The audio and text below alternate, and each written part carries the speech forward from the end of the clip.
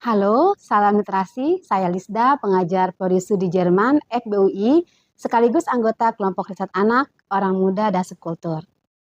Hari ini, saya ingin membawa Anda masuk ke sebuah perjalanan kecil tentang sesuatu yang sesungguhnya sudah ada dalam diri manusia sejak manusia pertama, yaitu kekuatan bercerita dan bagaimana ia berubah di era digital lewat interaktif storytelling. Nah, sekarang sebagai pembuka, izinkan saya mulai dengan sebuah cerita. Bayangkan seorang anak kecil di masa lalu, duduk di dekat api unggun, mendengarkan orang tua menceritakan kisah tentang hujan, hewan, atau alam gaib. Tidak ada listrik, tidak ada buku, apalagi internet. Tetapi di momen itu pengetahuan diwariskan. Yap, melalui cerita. Jika kita mundur ribuan tahun ke belakang, kita akan menemukan kenyataan bahwa teknologi pertama manusia bukanlah roda, bukan juga pisau, tetapi storytelling. Karena manusia bukan hanya Homo sapiens atau makhluk yang berpikir, tetapi juga Homo narans, yaitu makhluk yang bercerita. Nah, cerita ini adalah cara kita memahami dunia, memahami orang lain, bahkan memahami diri sendiri. Salah seorang teoretiker bernama Brunner mengatakan bahwa storytelling adalah cara paling fundamental bagi manusia untuk memberi makna pada pengalaman.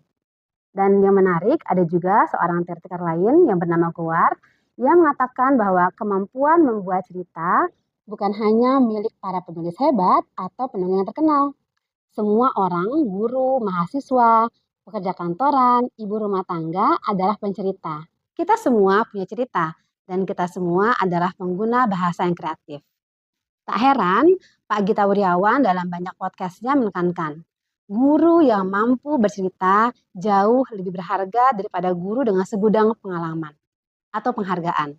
Karena pengetahuan yang dikisahkan melalui cerita dan pengalaman manusia akan selalu mudah masuk dan mudah diingat. Oke, sekarang kita melompat ke era digital, serba cepat, serba layar. Pertanyaannya adalah, apakah storytelling masih relevan? Jawabannya ya, bahkan lebih relevan dari sebelumnya. Storytelling telah berevolusi menjadi bentuk baru, yaitu interaktif storytelling. Jika storytelling tradisional adalah cerita yang diterima, maka interaktif storytelling adalah cerita yang kita masuki. Kita menjadi bagian dari alurnya. Kita membuat pilihan, kita membentuk arah pengetahuan yang muncul di layar. Salah satu contoh yang sangat menginspirasi dalam dunia pembelajaran adalah Mission US. Dalam permainan ini, kita tidak hanya membaca tentang sejarah Amerika, tetapi kita hidup di dalamnya. Kita menjadi tokoh yang mengambil keputusan, bertemu tantangan, dan merasakan dampaknya langsung dalam alur cerita. Dari sisi pendidikan, format interaktif storytelling ini membuat pelajaran sains, sejarah, bahasa, atau apapun menjadi lebih imersif, lebih menarik, dan yang lebih penting, lebih bermakna. Karena proses pembelajarannya efektif, bukan hanya sekedar mengingat, tapi mengalami. Sekarang Anda mungkin bertanya, wah menarik, apakah saya bisa membuat interaktif storytelling sendiri? Jawabannya bisa, sangat bisa. Dan Anda tidak perlu menjadi programmer profesional untuk memulainya. Berikut dua aplikasi yang mudah diakses, yaitu Inkwriter dan Twine.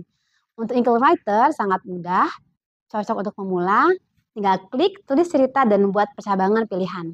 Nah, tampilannya memang sedikit terbatas, karena memang dengan fitur-fitur yang sederhana.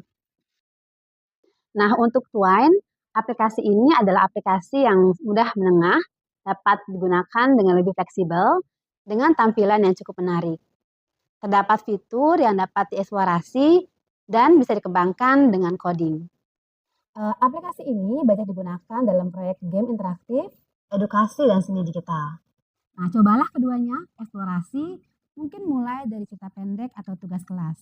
Saya percaya begitu Anda mulai, Anda akan merasakan betapa menyenangkannya membuat dunia yang bisa dimasuki oleh pembaca atau murid Anda. Sebagai penutup, saya ingin menyampaikan bahwa interaktif storytelling bukan sekedar tren digital. Ia adalah bentuk modern dari warisan paling tua umat manusia, yaitu berbagi pengetahuan melalui cerita. Kita adalah homo narans, kita hidup dari cerita, dibentuk oleh cerita, dan mengubah dunia melalui cerita yang kita pilih untuk kita ceritakan. Terima kasih sudah menyimak mini lecture kali ini. Sampai jumpa di kesempatan berikutnya dan jangan lupa untuk selalu berbagi cerita.